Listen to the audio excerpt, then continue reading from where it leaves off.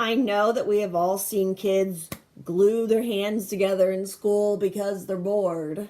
But have you ever seen a child accidentally dump a big hunk of glue from the bottle on their clothes, be afraid that their mom or dad's going to find out and get mad, wad the clothes up and throw them in the bottom of the hamper?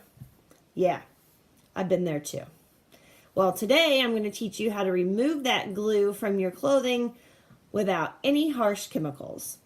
Join me.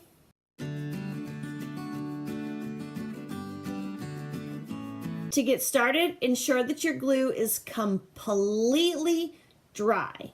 Then, fill your sink with warm water, like room temperature would probably be fine. You can start with warm, but after it gets room temperature, you can just leave that water in the sink.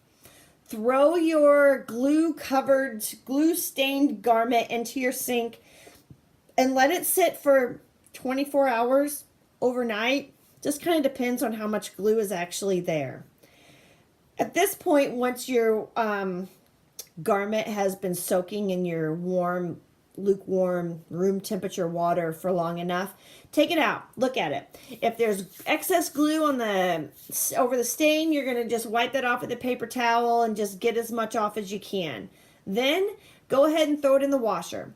Launder it just like you would normally launder it. However, whenever the washer's done, take it out and let it air dry, just to ensure the stain has been completely removed. Because as I'm sure you remember, the heat from our dryers will set stains, and so we always air dry clothes after we remove a stain to ensure the stain is completely removed, and that way our dang dryer doesn't make it even harder to get out. Please share this video with your friends, subscribe to my channel for daily DIY organization and cleaning videos, and also give this video a thumbs up and let me know that you liked it. Thank you, and I will see you next time.